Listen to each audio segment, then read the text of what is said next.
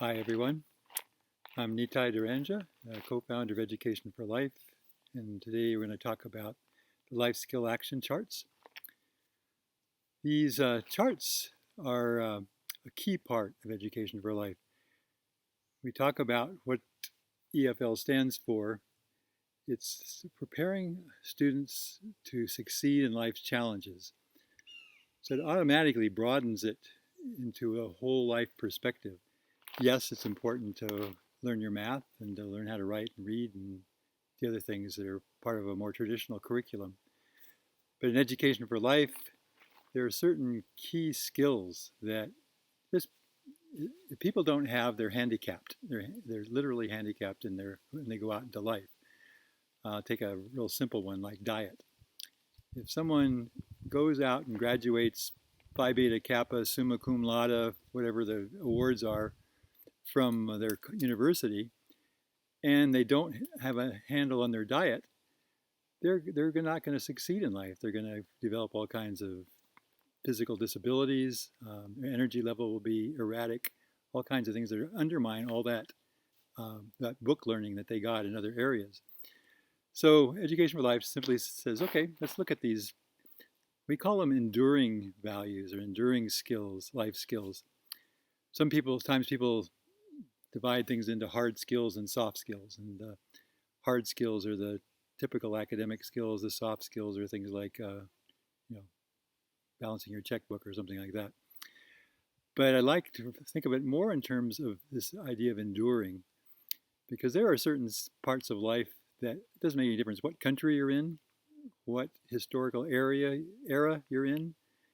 They're going to be crucial, and they're going to make a difference between whether you succeed or whether you fail. So what are some of these skills that we're talking about? So I pulled up some of the cards. They're all nicely illustrated. You have an animal that goes with the card, and then you have the skill itself. In this case, it's developing healthy habits. There's usually a saying that goes along with the skill, and then there's a posture or a stretching exercise that can go along with it also. So here's a couple healthy habits. Living truth is one. Working with others, and building willpower is another one. So there's 15 of them all together, and I won't talk about each one of them in this video, but they come into the curriculum in terms of the teacher getting to know the students, finding out what areas of life are they ready to grow in, and to just facilitate their growth. It's not something that can be done well if it's handled at an authoritarian level, like you need to work on this skill, you need to work on your diet. Well, when it's presented that way, you usually get a reaction. People, I don't care about my diet, I don't want to work on it. But if you work with students in a more sensitive way, they will come to the realization of, yeah, it would be really good for me to work on this part of my life, whether it's diet or anything else. And then the teacher comes in more as a support and a coach. So I've done that for many years now, since I said it's part of Education for Life, and had many conferences with students, and we would come to particular part of life that they were motivated to work on. With younger children, one of the most important things was making friends, and that was quite popular. But then I found myself a lot of times I'd be talking to the child, and they'd be, okay, we're going to work on making friends. But then how do we do that? And so I'd be kind of trying to draw in these ideas off the top of my head. And I finally came to the conclusion it would be a whole lot simpler if I had kind of a little like a recipe that we could start from at least. And so that's where these cards came from. Each card has 6 different activities that go with it. So I'm going to use the willpower one here. So the child's ready to work on willpower. We talked about it. Then on the back, there's these 6 different activities they can choose from. I'll just read them to you briefly. So first one is reflecting. Before you act, ask yourself why you're acting. Are you just going along with other people's ideas, or are you thinking for yourself? If you can't find a good reason, stop and do something else. Second one, be exploring. Each day, try something you've never done before. Start with something small, like eating a new food. 3, completing. Take one small project to completion. Gradually take on larger projects and add the goal of finishing things on time. 4, noticing. Watch how your surroundings affect you. Write down one thing that uplifts your energy and another that decreases it. Choose to be around those things that help you uplift your energy. Number 5, energizing. Each time you're able to shift your energy from frustration or anger into something more helpful, celebrate. And number 6, the last one, affirming. Repeat or write these words, and then the student can choose how often. I face my challenges with courage and enthusiasm.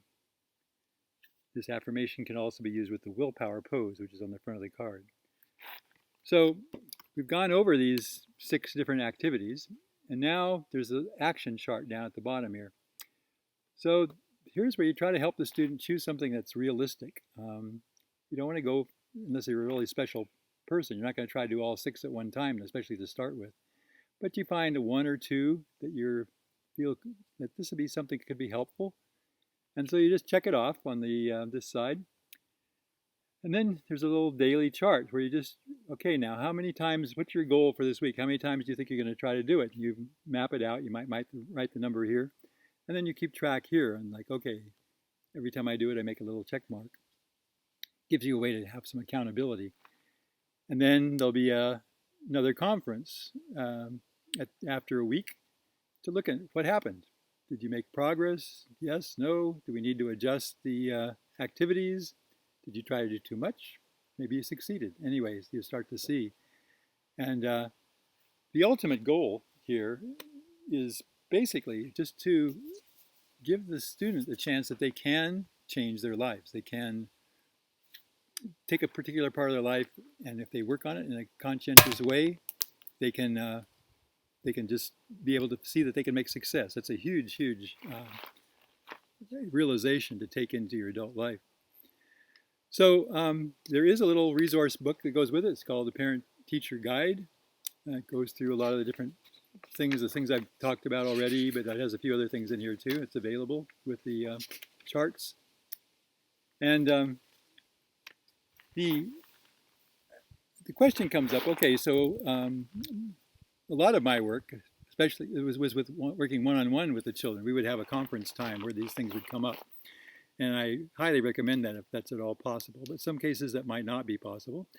And even then, other times, you can work with this in groups. So let's talk a little bit about how to use this with groups. So it'd be great to have a introductory session. Now there are some games that go along, activities that go along with these life skills. They're available in 2 places. There's a book I wrote called For Goodness Sake that outlines most of them.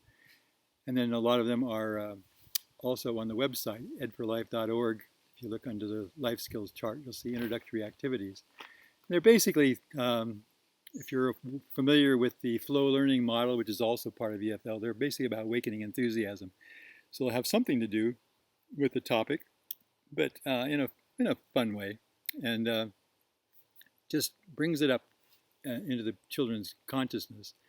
And then you have discussion and make sure that you've got enough interest in the group to want to follow through in this direction. And then you could then present the particular life skill chart. You could talk about, if they're older, you could talk about the quote that goes with them. There's different ones like, this one's from the author of the Harry Potter series, J.K. Rowling, and it goes with willpower. We do not need magic to change the world. We carry all the magic we need inside ourselves. So you could, just read that and have the children discuss that and hopefully get them involved that way. And then the next step then would be to, okay, so we've chosen as a group that we want to work on willpower, or maybe they've chosen something else you can work on.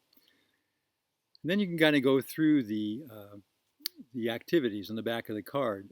And people they could work either individually, they could work in teams, they could work as a whole group. It'd be something you'd have to work out as the teacher. But you basically want to come up with a plan, an action plan, and then you have a way to check on it on a regular basis. So it depends on the younger the children, the more support they need. When I first started doing these with children, 7, 8 year olds, we would have our chart and we would record our activities just before lunch every day. Working with teenagers, especially if they're more responsible, they could actually probably go on their own for a whole week and just, you just check back with them a week later. So it depends on your group, how often you'd want to do it. Other than that, it's just a process of trying it out, seeing what works.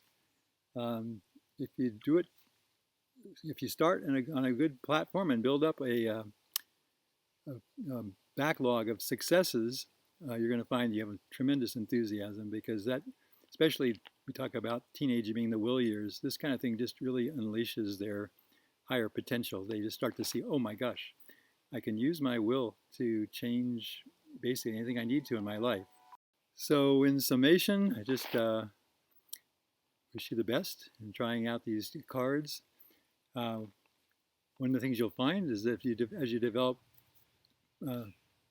expertise in these areas, it's very much like cooking. When you first start cooking, you need a cookbook, or you need somebody standing over your shoulder telling you how to do it, what to do.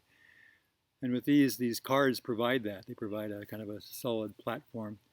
But then as you go deeper, you'll find out you can create this kind of an approach uniquely for each child you're working with, something that fits their particular needs. You can come up with particular skills that they are ready to grow in, and you can come up with very specific activities that are unique for you. All right, do well.